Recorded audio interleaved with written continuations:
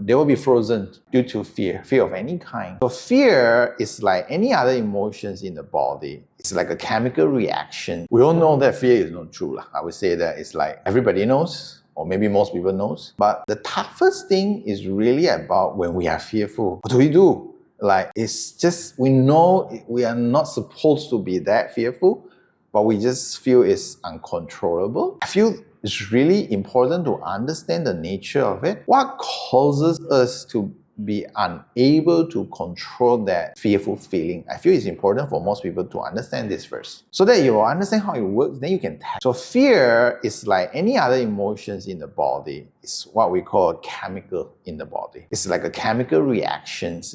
It can due to different hormonal release inside the body. And that itself drive different thoughts, crazy thoughts, survival thoughts, drive us to grab on something, grab on the floor to stay afloat, grab onto someone to gain that kind of love, approval, attention. That is what happened when these chemical reactions happen. So once we understand that it's really about these chemical reactions, at that moment where we are fearful, all the logic is a lot of time really doesn't make sense, because no matter how much you wish to have that courage, a lot of time that fear will just drive you, unless you are you have a very rare personality that you are able to like force it through, really be able to face fear out front. But most people just don't.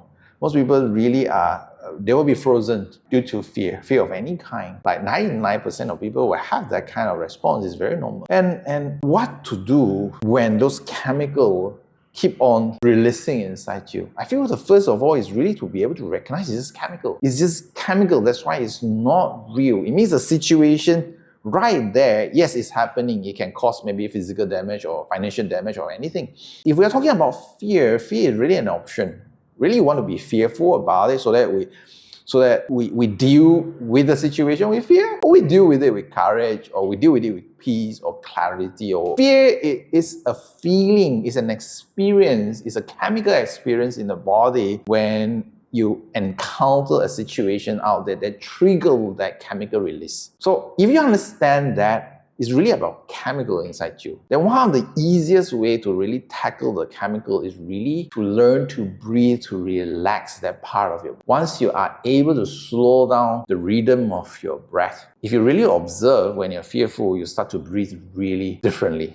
It disrupts your normal pattern of breathing. Some people will feel choking, they even forget to breathe. Some people will breathe really, really fast because it changes the patterns of your breath. But what happens when you reverse the pattern of your breathing?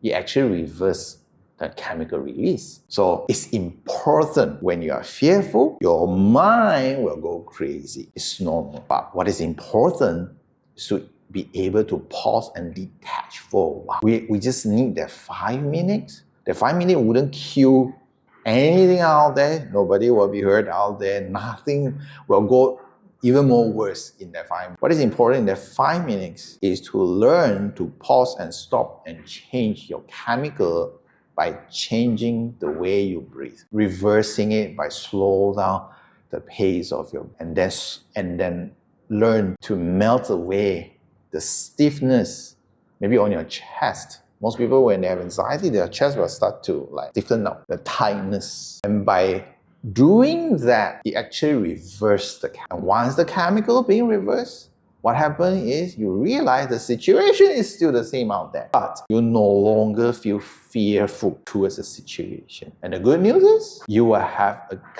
clear mind to be able to come out with a much more creative solutions to resolve what is in front of you. Then you wouldn't be just reacting in fear and come out with really lousy solutions. I feel that is important. That is really critical. It's an art, I would say, to master. It's an art to learn in our life. And until then, we can't really say that we are the creator of our life until we really truly master at least the basic thing that have been driving our life, which is what we call emotions.